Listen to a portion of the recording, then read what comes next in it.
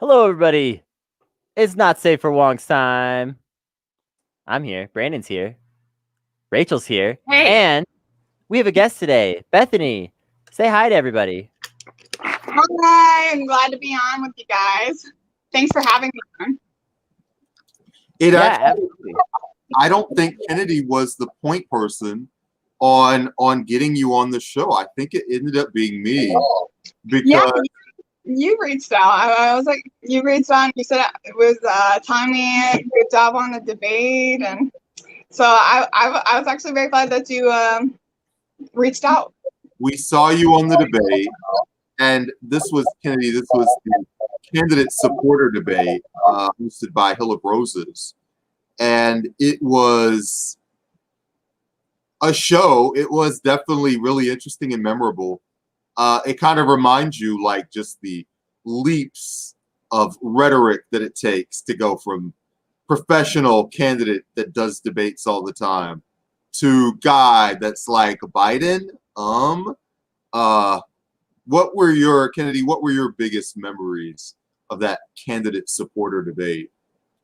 I thought it was a fun time overall. I thought some of my big memories were definitely the libertarian guy saying food was cheap. That has stuck with me. He was like, we just need to use the free market to make other things cheap, like food. And I'm like, food is going up in price. I don't know what world you live in. Like I have a like certain amount of respect for some of the things that he said, but some of it was just complete nonsense. Like that was like the moment where I was just like, I don't know where this guy's head is at. That was a very memorable moment for me. Bethany, what was the number one moment that stood out to you? So, well, one, I always have fun pointing out stuff about both Biden and Trump. So it's always good when I see some discrepancies in what they say. The most memorable, one when I was talking about the unmarked cars that Trump is sending out, which was already the reason why he's even able to do that is because the Obama administration started that. They signed paperwork that gave the president the powers to do so. But when someone says that, oh, that's normal, they hop out of the car and tell you to not move and you just do what they say, and you think that's normal, then obviously there's something wrong. Something deeply wrong in our society if we think that's okay. Anybody thinks that's okay, especially when it's happening in their own neighborhoods. That stuck out to me. I just gotta say, I got into a weird discussion with some people a little while back, a politics discussion where a conservative was like, they were marked, they had police written on their uniform. And I was like, do you not know what these terms mean, my guy? Like, it's that I can write police on my shirt. I could just take this Sharpie right now, just write police on my shirt. Okay, but hear me out. We should do that.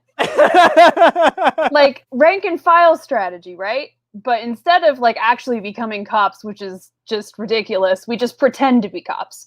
And we just create like an entire army of officer impersonators, which is not a felony. Definitely not a felony. And then we just pretend we're cops and then we arrest other cops. Rachel, if we get $30 in Patreon donations by the end of the week, you have to dress up as a sexy cop. I'll tell you what, I probably won't be able to do it same day because I don't like have a sexy cop costume. But if you don't say. If we get Rachel, you're white. Don't we all have a sexy cop costume? My terrible white people atrocity thing is I have a like Spanish pirate costume. Oh. Yeah, that's my atrocity costume. But I figure it's like far enough back in history that it's like, you know, at least a little bit abstracted as opposed to being a cop who's just literally murdering people now. But anyway, if we get 10 new subscribers or $30 worth of subscribers, I will wear a sexy cop costume on Monday. That is kind of what the plan was. Can we just all get police badges and just wear them on stream? Yes. Just do Does that. that make us like politics all- tops?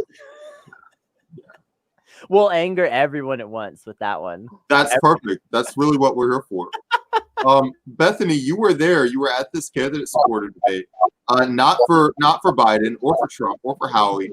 You were there talking about Mark Charles, who's like on the ballot in like 12 states. A lot of people don't know who Mark Charles is. Can you talk about Well, who that person is? but he's on the majority of the ballot. He would just have to write him in. But Ballot access reporting. There we go. yeah, so he is on. There's about 10-ish that you can at all. The rest you can, and then he's still working on a few more. But you can write him in. And honestly, at a time right now, I don't even think it's going to be so simple when it comes to just voting. And for me, I don't see a problem in writing someone in. And his name is easy to spell and easy to remember. But yeah, there's at least 10 states that he can't, and you can't vote for him. But the rest of them, he's either on the ballot or you need to write him in. He's trying to get on California, which that one's going to need a lot of electors, but he has time for that. So let's take a quick break. We'll come back. We'll intro. Maybe we'll talk a little bit about who this guy is and your journey into intersecting with Mark Charles, who's an independent candidate for president. And then we should probably talk about like the worst news story of the year. Trump bad, Trump very bad. The Orange Man, he's no good. We'll talk about it. We'll get back to it. We'll be right back.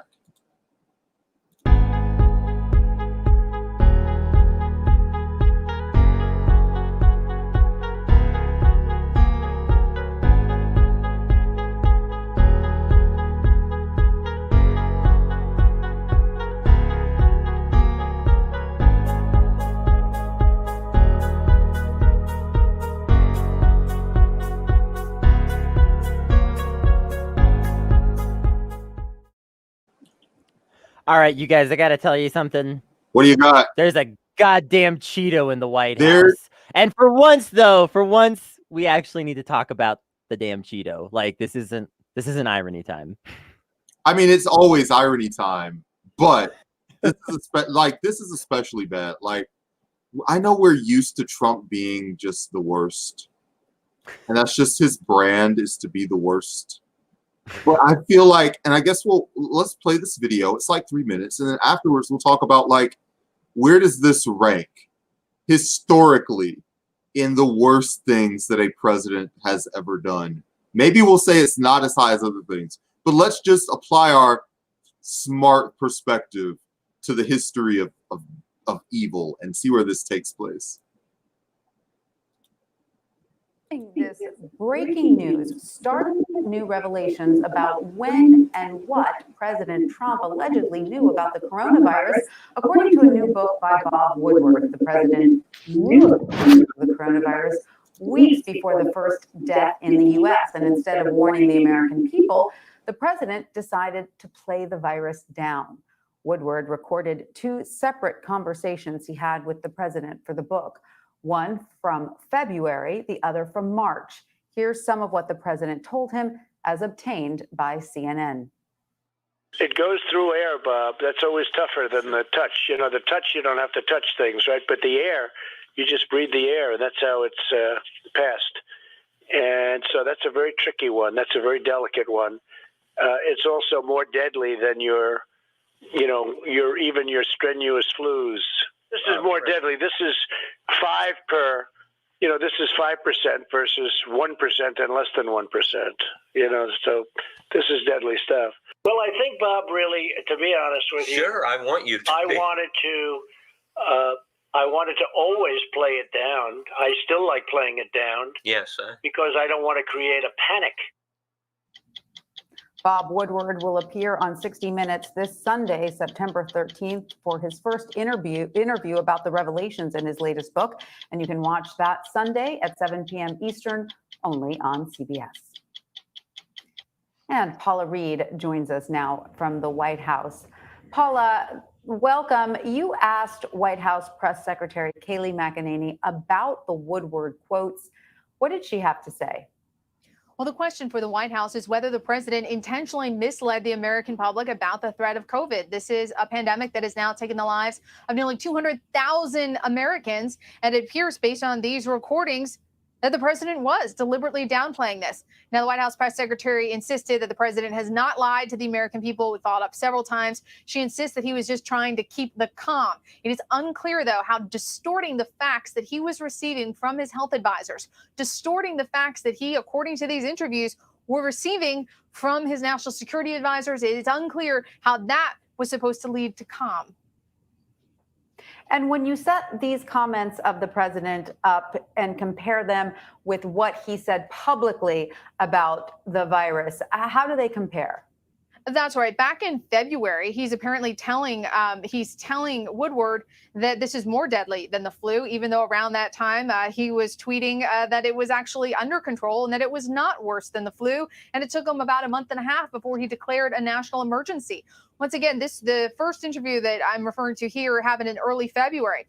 It continues to appear that February is sort of lost month when it comes to the Trump administration's response to COVID. I've asked the president, I've asked administration officials, what did you do in the month of February? And it appears even though the president was being clearly told by his advisors that this was a deadly threat, one of the biggest challenges he was going to face, that the administration did not take any real concrete action during the month of February and continue to, in the president's own words, play it down.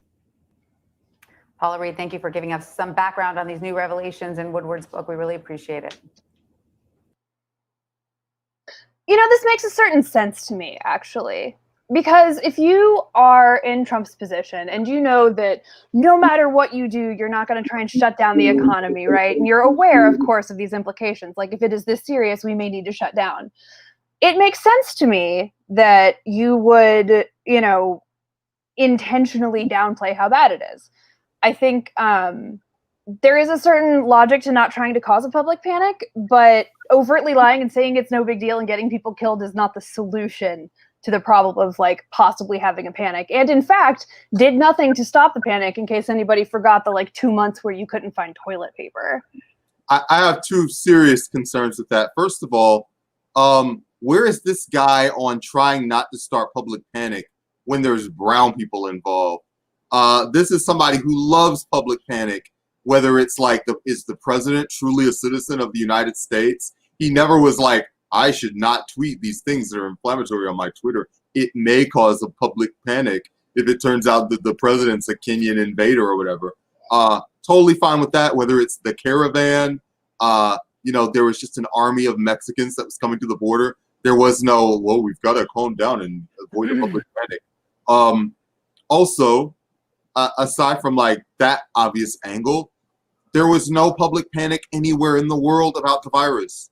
There was no mass civil unrest when somebody said, hey, there's a public safety emergency and you've got to stay your ass inside. In fact, most of the countries where the leadership actually like told them the truth of what was going on and didn't downplay it, those people like responded in a mature and adult way, because we don't have the same profit incentives as our government that like sends people out into these dangerous situations for money anyway. Right. Well, and to be clear, I was not intending to say that like his reasons were justified or he did the right thing. I see his logic, given that he was never going to shut the economy down. He probably was trying to just delay it as long as possible, right? It's clearly cynical. It's clearly intentionally designed to profit him. That's what everything he does is about. The man is like a human embodiment of the Star Trek Ferengi, but also like I see why he did it in his own sort of twisted evil logic. Like he wants the money. I don't know. I don't think that he I don't think he genuinely cares about starting up. I mean, he's saying that, but like, let's be clear, you know, the actual reason was because he's like, dude, we're gonna lose like a percentage of the U.S. population, and it won't be me, and hell with it. So I know I'm getting elite medical care. So whatever. Herman Cain ended up getting it. I don't know if Trump really lost a lot of sleep over this. Over Herman Cain getting it? No, I don't think I so. don't think so. That's bad. I feel real bad for you. Or I feel Herman good. Cain's more useful to the GOP now than he's ever been. No shit. No, actually, no, for real. So let's talk about this, if y'all don't mind, just in the historical perspective, because this is, and if y'all remember, I was one of the first ones like ringing the bell on how bad this would be if Trump was in charge of it. It's been like a 9/11 every other day for the last year, like for the last 6 to 9 months. We're rounding up on 200,000 people. So I think, in a way very similar to like the wildfires that are currently just raging on the West Coast and alternately raging in Australia, like people, when they cannot blame something directly on a person, when they can't put a face on it, tend to be weirdly less engaged. You know, like if somebody went on a shooting spree, right? Like Kyle Rittenhouse went on a shooting spree and everybody knows his face and they take their anger out on him and it motivates them to do something about like racism, whether that is to try and fight to make it worse or better, you know, it's motivating to people. But even when we are talking about these horrible natural disasters or diseases that become these massive problems directly because of human influence on them, right? Directly because people were not doing what they were supposed to do, people still seem to blame it on this sort of abstract concept rather than look at material influences. You know, they're not looking at Trump and saying, oh, Trump made this worse. You know, they're looking at it and saying like, well, I'm really mad about this virus, or I'm really mad at, you know, the people who are trying to make my life less comfortable in the moment. And they don't have that same sense of like tangibility for it, I don't think. Bethany, why aren't people more mad about this? Do you feel like we're appropriately angry?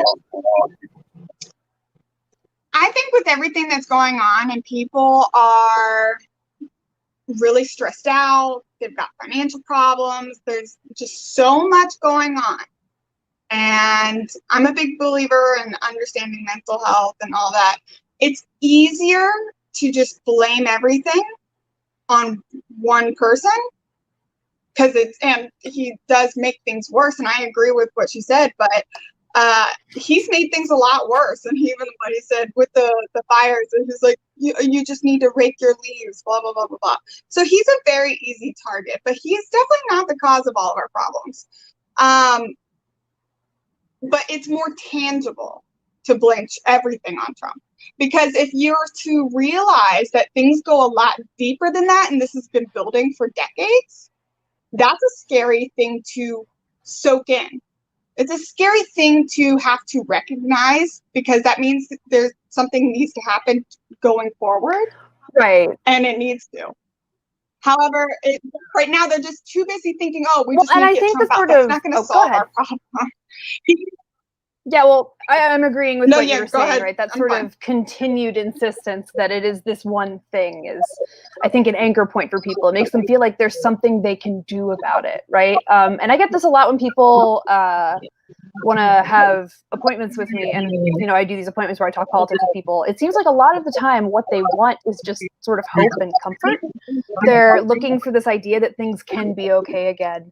And when you contextualize it as a single person is the problem, that maybe feels simpler, but in reality, you know, in order to solve these problems, we have to approach them collectively, and it doesn't get us any closer to that goal. Kennedy, go ahead, Bethany. I for sure agree with that, and with the idea that it's more than one thing, that they don't know what to do with that, because they don't know how to approach it, they don't know how to solve it.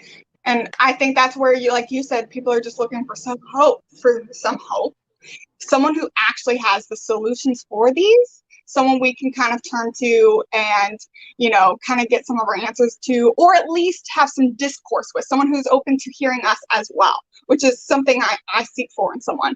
With that, that's why it's so important to have really good leadership at the top, because they set the example. They calm tensions, they set the example, they lead by example, and when someone reacts, even if they don't know all the answers, but if they're honest about it and they tell you, well, we don't know, we're figuring this out, they give you the facts they do know, so that you can also understand what's going on. You know the facts. You want someone that communicates. You want someone that, is able to be honest with you, and you can tell. I think the problem is people don't know what's genuine anymore. That's why we ended up with Biden and Trump. People obviously don't know how to detect when someone's genuine. Nobody's perfect, but if you can't tell who's genuine, it's a huge problem. Kennedy, I want to kind of throw this to you. Where does this rank in the history of? Well, actually, let's start with this. If there's a pie and it's a blame pie, how much of this blame goes to Donald Trump specifically, and how much of this pie goes to this system of things, as the Jehovah's Witnesses would call it? Where do you who are you giving the pie to here? That's a good question. I think you have to give more of it to the system, no matter how you frame it, in my mind, because it's like no matter who was in office, our healthcare system was not prepared for this. I don't know how clearly y'all remember, but during the Biden and Obama admin, they were concerned about it was a swine flu, I believe, was like possibly going to like ravage the country, and they had no real plan for that, and they expressed that, especially after the fact, that they didn't have a plan, and like that if it had gone to this level, it would have been bad still. So I have to say that like the system needs at least like 60-70% of the blame here minimum. I do think that Donald Trump's actions are meaningful, though. I mean, he is the president. The president has a lot of sway over like how the public views major issues. So I think that, him coming out and right away kind of dangerously downplaying this virus, because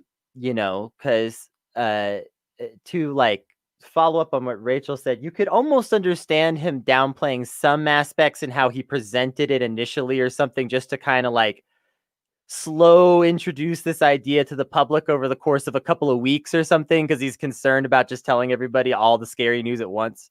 Like something like that could almost make sense, but this was not like that. This was not like a downplaying that you could sort of possibly justify in that way, this is like that honesty issue. And I personally would say that you shouldn't do that anyway. But if I found out that someone did that, I'd be like, well, that's kind of bad, but it's not as bad as, other things they could have done. This is the other things they could have done. Yeah, well, and doing something, for the benefit of the people in that capacity is very unlike Trump anyway. Right. He is not the kind of person who is really putting a lot of thought into other people's well-being ever. Kennedy, I want to go into a little snake format, so I'm going to ask you a second question. Where does this rank in terms of bad things done by presidents? Because I was sitting here thinking about it last night, and I think this is the number one worst thing. I don't think it's the worst thing, personally. I think it would probably have to be high on the list.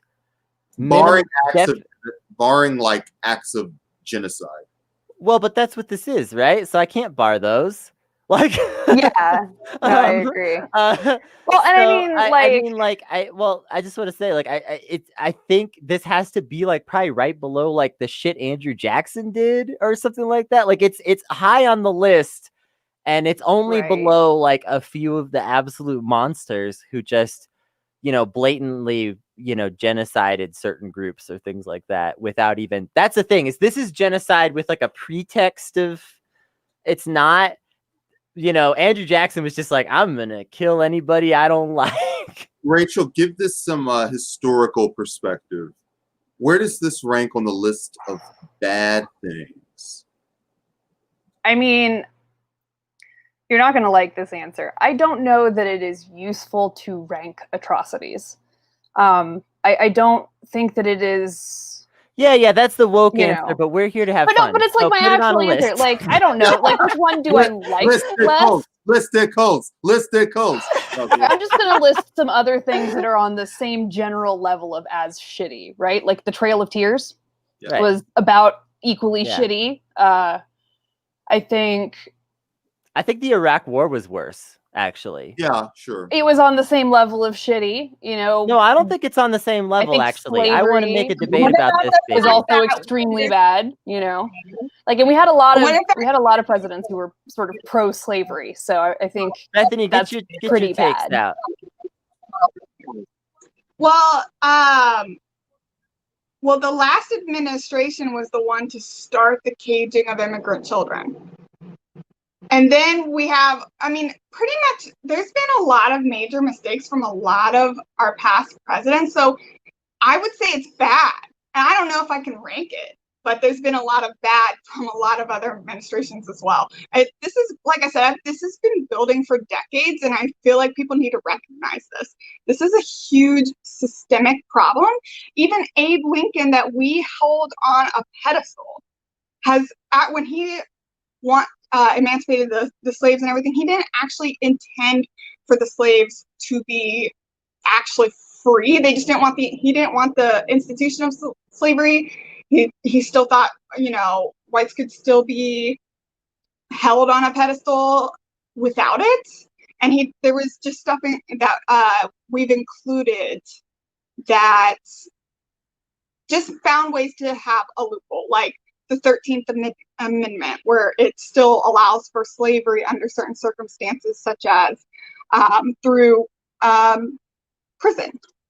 And I know that both men and women, when they get in and when they get out, they're preyed on and then because they know they're vulnerable. With men, to go back and do certain crime because they have no other choice, they have no money, they really don't have a lot of options. And for women, they prey on them for trafficking. So I couldn't say I could rank that, because there's been a lot of bad from a lot of administrations, not just Trump. Brandon, you're muted.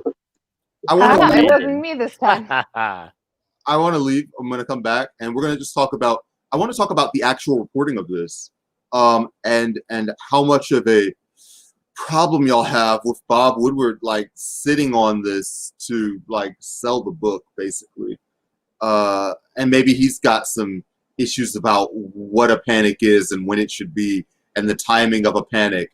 So let's come back and we'll talk about that in 30 seconds.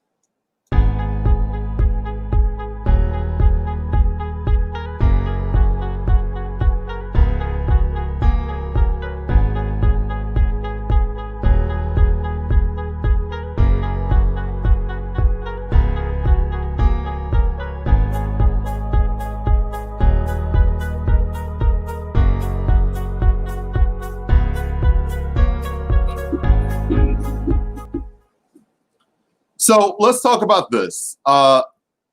There's a book coming out that's got this and other Trump revelations.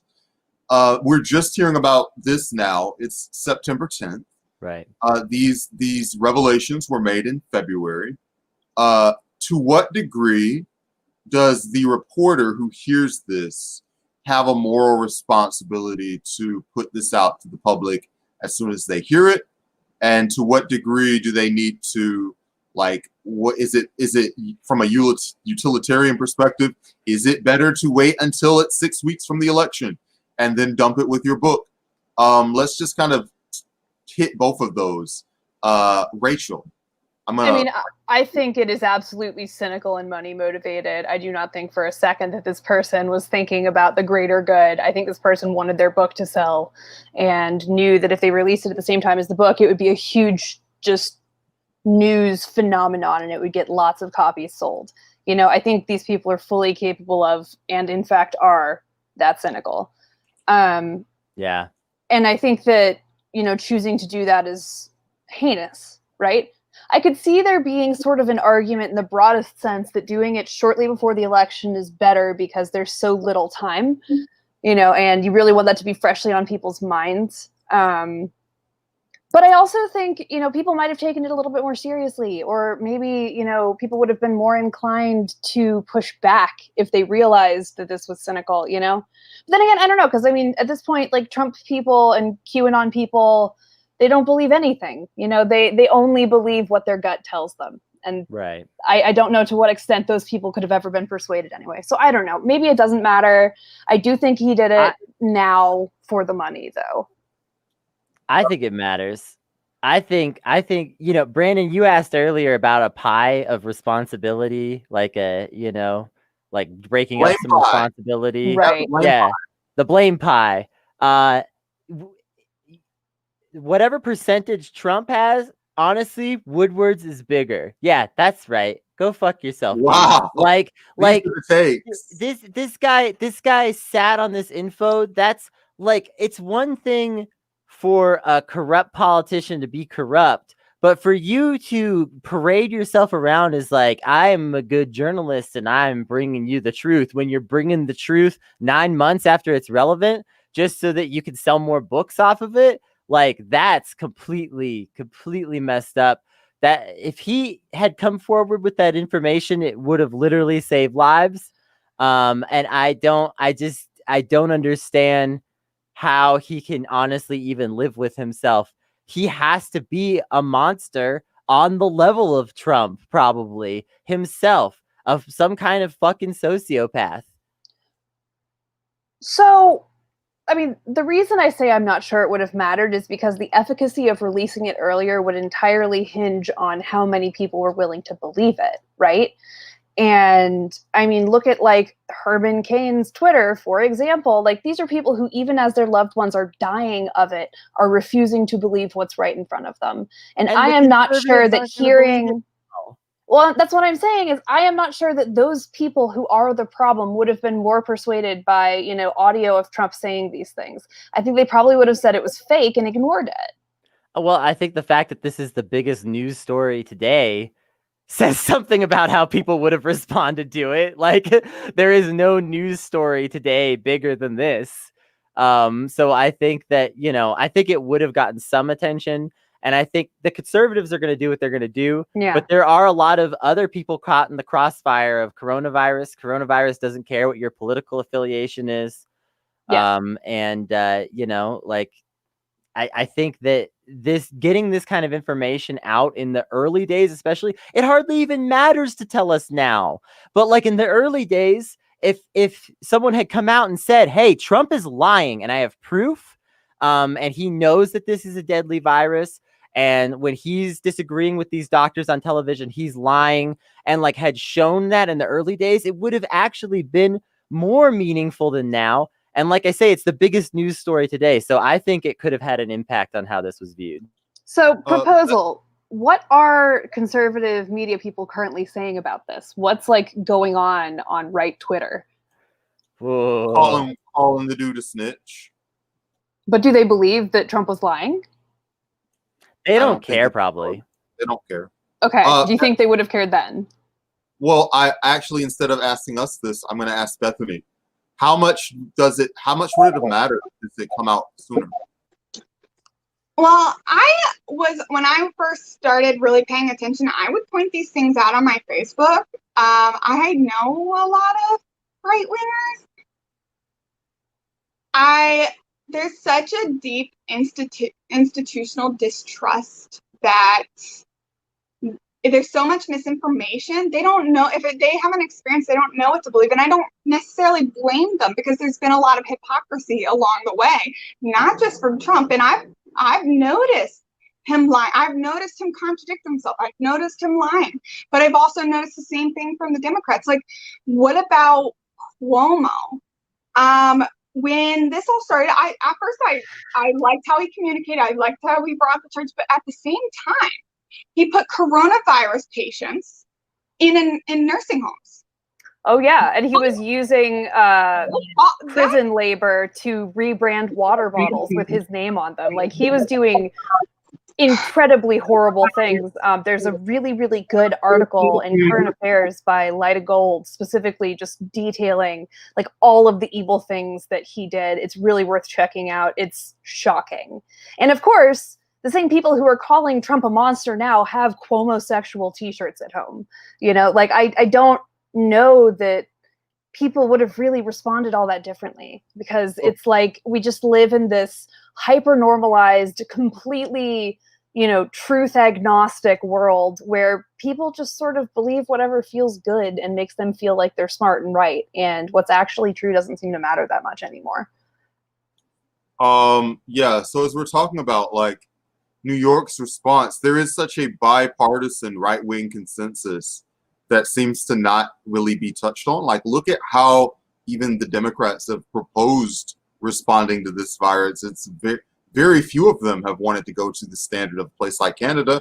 And in fact, when you talk to Joe Biden about it, he says, like, it didn't have to be this bad. That's his, like, go-to line, which is such a dodge. It dodges any kind of material policy on the issue. It's like, well, this is America, and we're used to the poor not being prepared in these situations and bearing the brunt of catastrophes like this.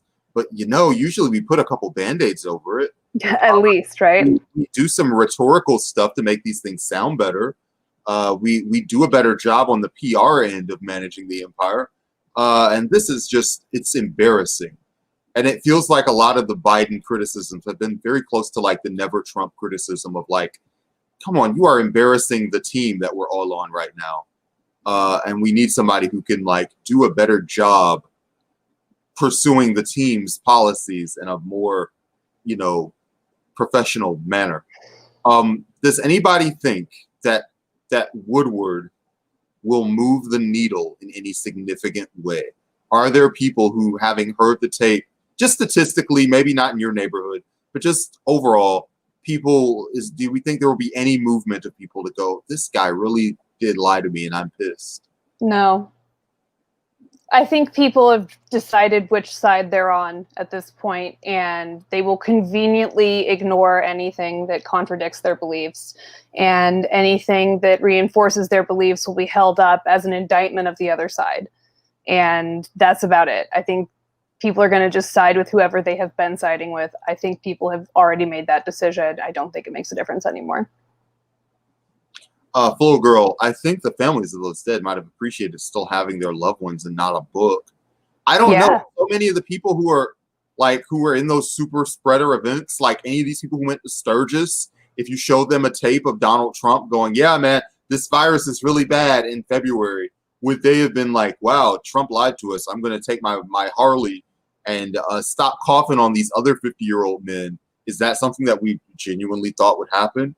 And does it matter? Like, maybe your ethical, how important is it to do something that has efficacy? And maybe you have an ethical duty to just like throw it into the bin. Maybe not. I don't know. Maybe Bob is smarter than us, and Bob was like, well, I know from being in this game for the last 40 years that the American people only have a life attention span of 6 weeks. I can tell you the logic that gets you out of caring about this if you want to hear it. I can figure it for both sides. I don't care, but I just want to. How are we discussing this? Does it interest us? So, one, I think if Trump had been more honest from the beginning, more people would have taken it seriously. And as far as whether he had said some questionable things, there's so many people don't really know how to, when someone's saying something to them, whether or not there's some contradictory like things said, if they really like the person, you only hear what you want to hear. So that's the problem. And like I said, there's a huge and very institutional distrust. When you don't know who to trust, you're just going to stick to who you have. And many people do not even think Biden would have handled it much better. And maybe he would have a little bit, but some of the things he said has been very questionable. And like I said with Cuomo, the Democrats have done some questionable things themselves. And this whole thing has actually deeply saddened me because of it, because I can see both sides on this, and I can see both people defending some terrible things on both sides of the aisle.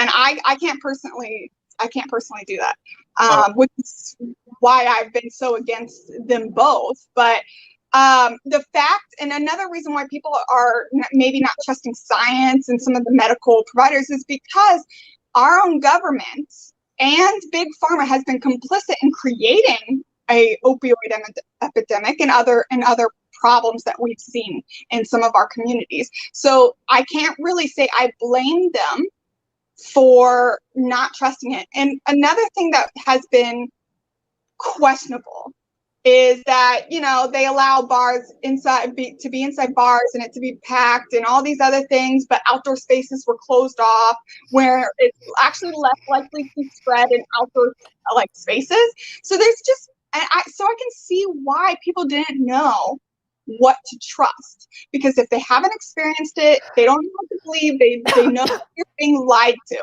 so they don't know who to believe. The problem is we need a leader that we actually can feel like we trust, so when to tell us the truth, to give us the facts, so we can make better decisions ourselves as well. Someone who actually can trust us to make wiser decisions by being honest.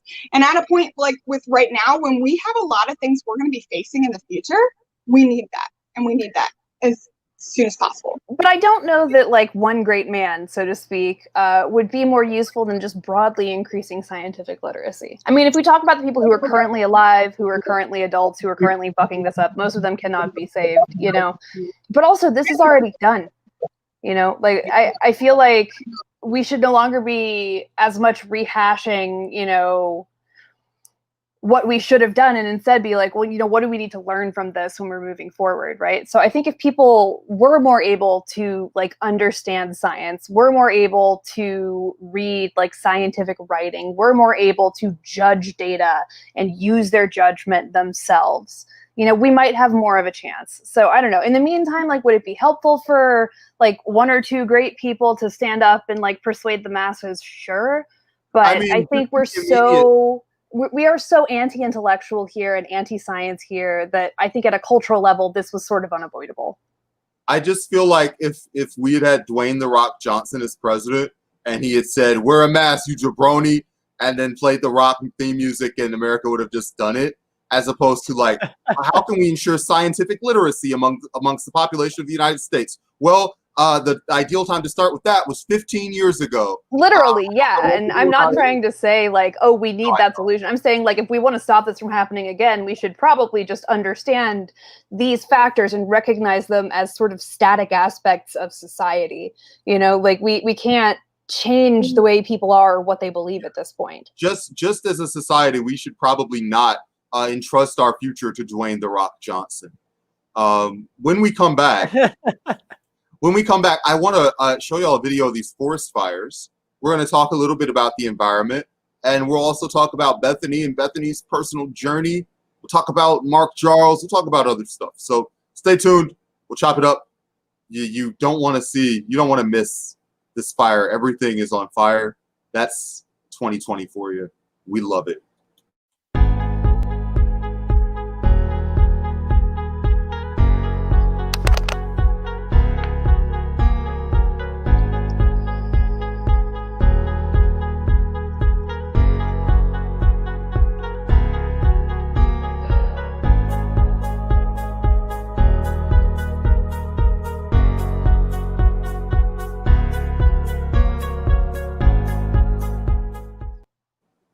So y'all, I just wanted to let you know, y'all might remember that I came out on non-binary day as non-binary. I decided I am going to have a gender reveal party for myself. Oh no! I am going to meet everybody in the Walmart parking lot. I will be setting off cluster bombs. Anybody who would like to observe is welcome to join. There will be a lot of fire, a lot of fireworks, and I will actually set off cluster bombs to just spell out "nah," which is my gender. Thank you. I appreciate you telling me in advance that you're going to make it. 80 miles east of Los Angeles, a gender reveal party sparked this massive blaze that's still burning. You know, those pyrotechnic devices that explode in blue or pink to announce the baby's sex. This scorched dry brush area is where the family staged the gender reveal party. They were trying to blow up some confetti or something for a gender reveal party.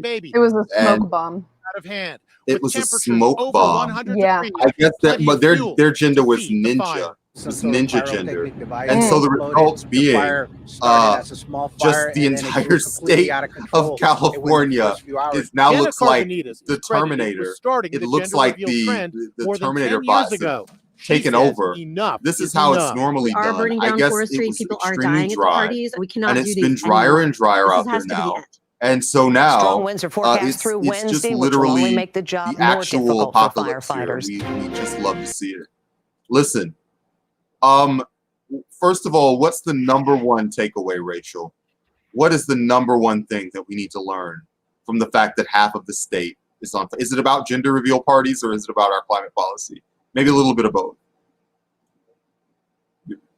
Fucking unmute myself. Can I say yes? Both?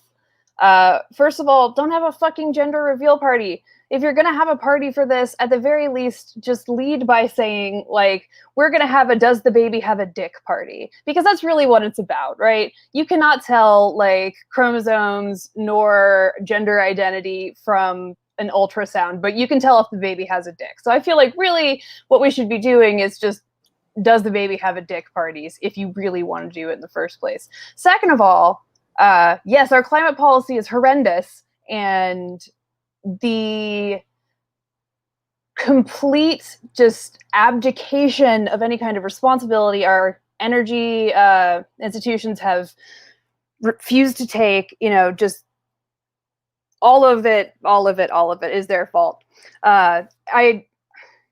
I cannot really completely express my frustration with just the vast inaction of not just the Republican but Democratic parties.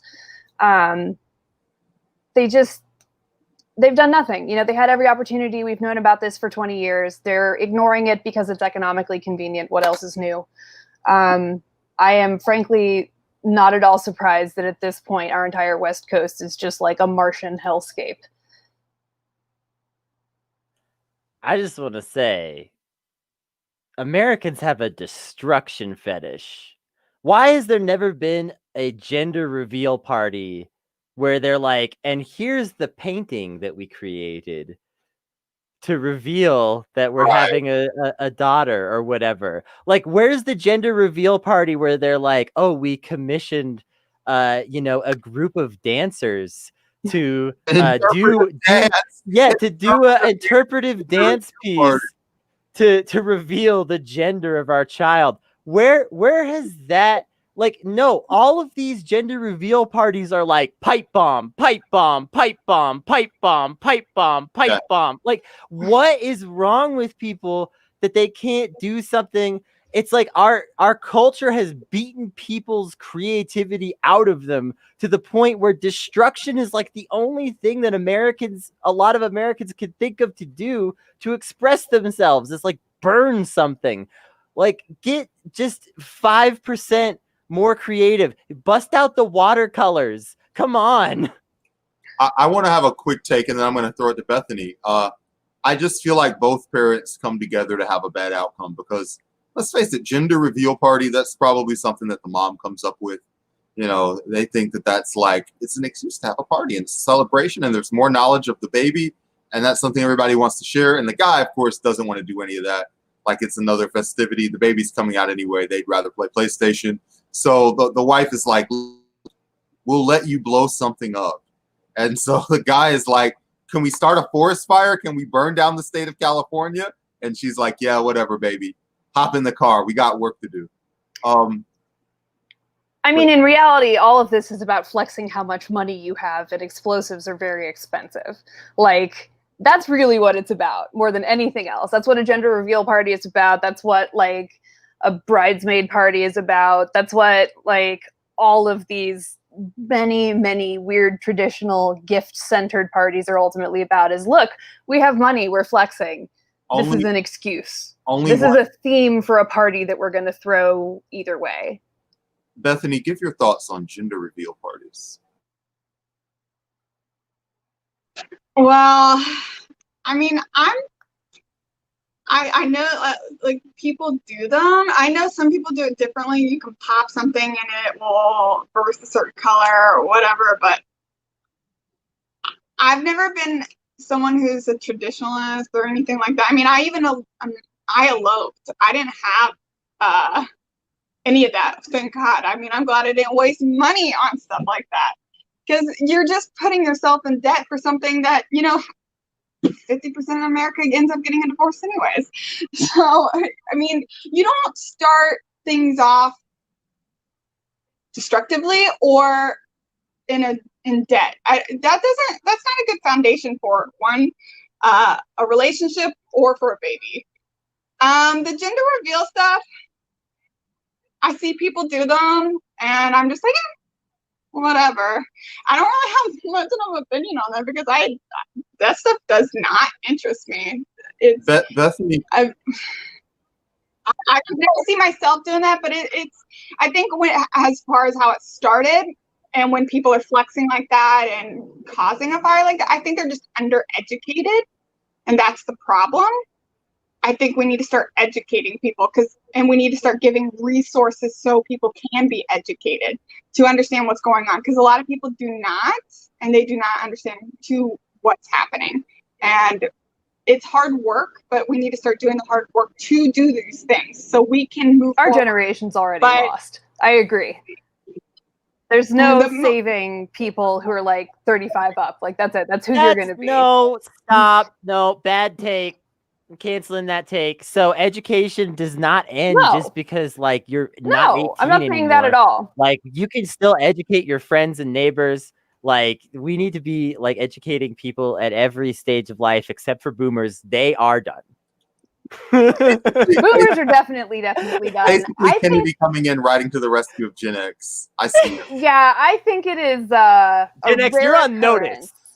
It is a rare occurrence for people past a certain age to have like big ass epiphany type realizations, and I think they're more stable too. I mean, I think we're gonna have a lot more luck raising our kids better than we are changing our older siblings who hate us, who openly and aggressively and actively hate us. I think anyone who's facing eviction right now might be open to an epiphany. I'm just gonna put that out there. I think you have a lot. I think when people face crisis, like that tends to provoke more change than anything. Like, yeah, but it leads people to become more conservative, and that's what the studies have shown us, right? People who are afraid, who are in a crisis, are going to become more conservative. That's so if we're trying to make people like entirely accurate. There's been a lot of instances of crisis not producing that exact result. I know what studies you're referring to. Yes, fear and conservatism do have a relationship, but that is not just like an absolute. If anything, it's kind of more of the other way around, probably. I think people become more collectivist. I think they become more interested in like developing community when they're really, really scared about things this big. But I also think that when it comes to like their existing belief structure, like they regress, So like if you are a conservative person, you are starting a community in the form of a militia right now because you're a big gun nut, right?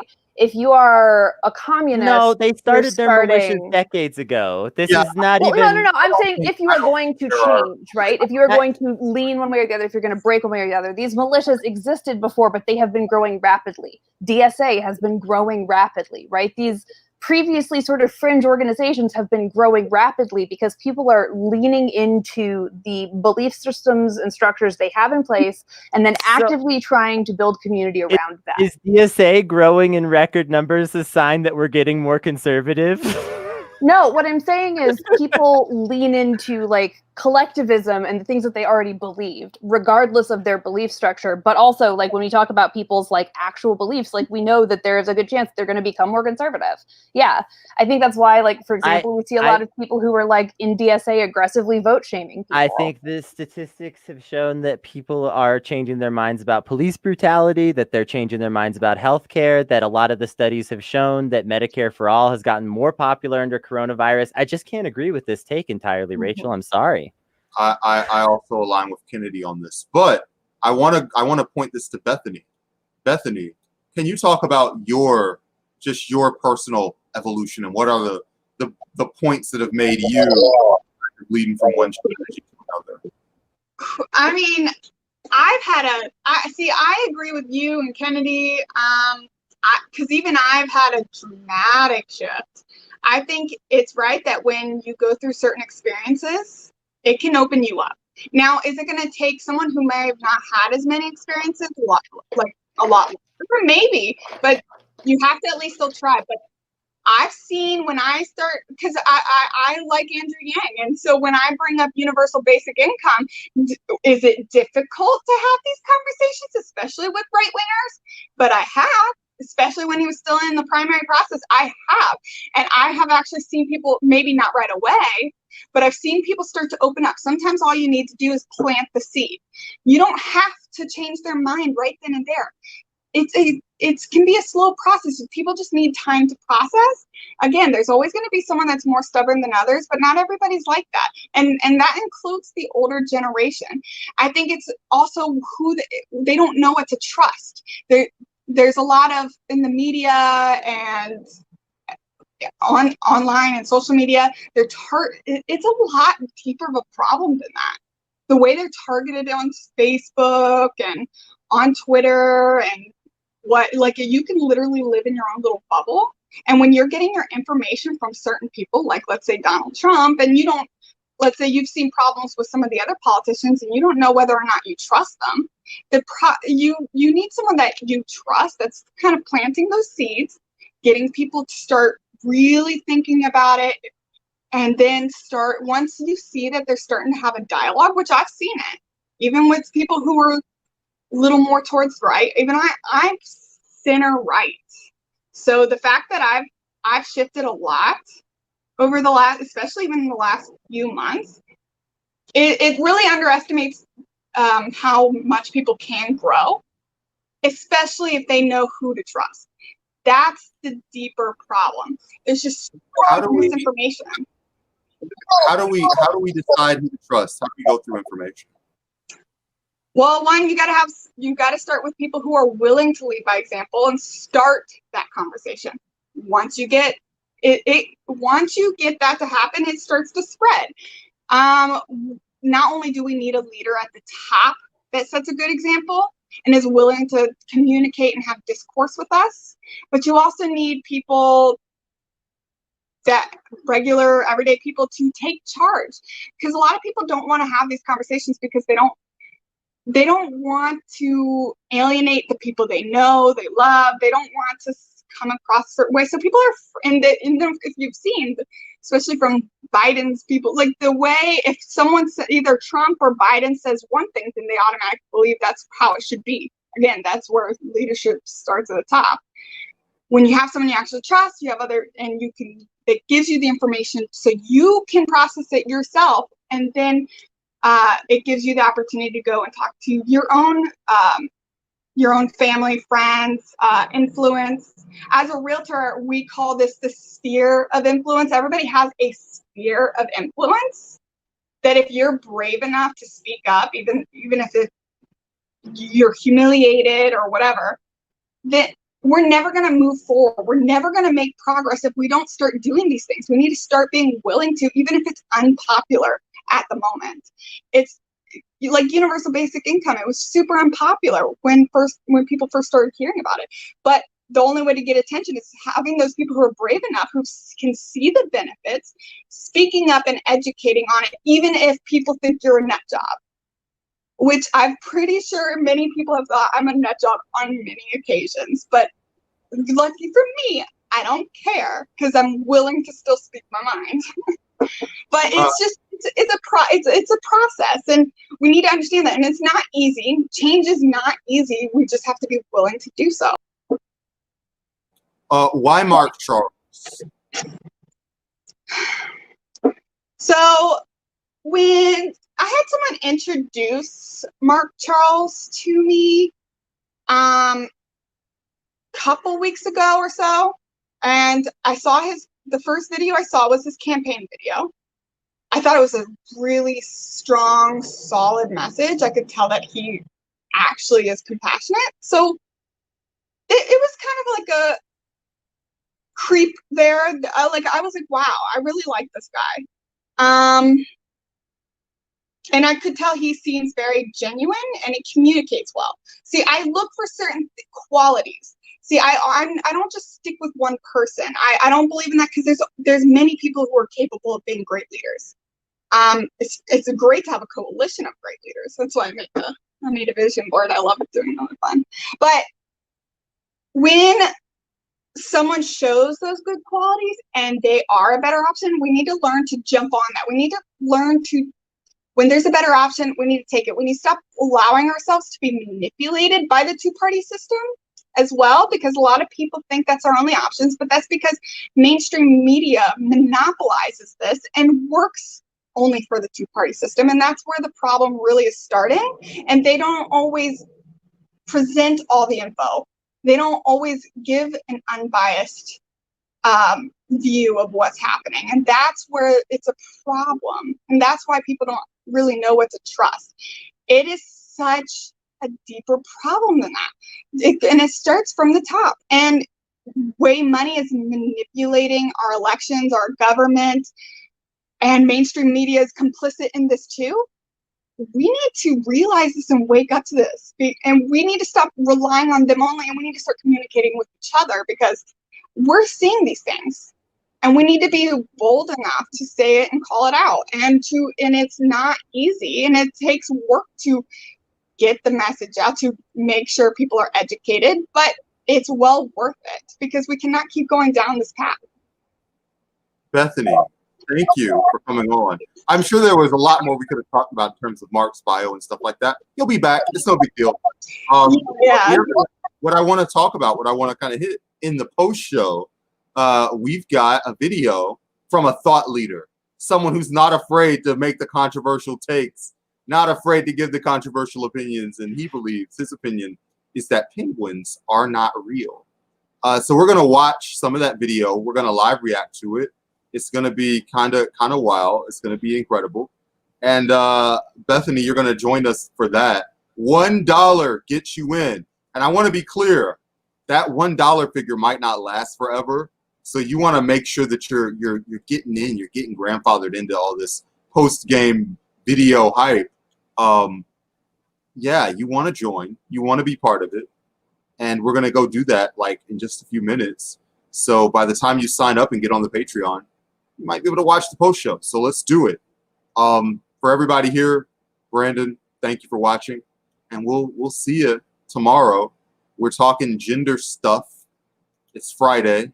Tomorrow on Bitch Brunch, we are going to be talking about why men send terrible, terrible DMs. And we're going to pick out a couple of my favorites that I've received. We're going to sort of dissect them and, just try and explain why they do this and what they're trying to achieve. And Alyssa says she wants to be on for that. But Alyssa, she's very mysterious. She's like Batman. She comes, she goes, whatever. But we'll see what happens. Thank you for watching. We'll see you in the post show. We'll see you on the other side.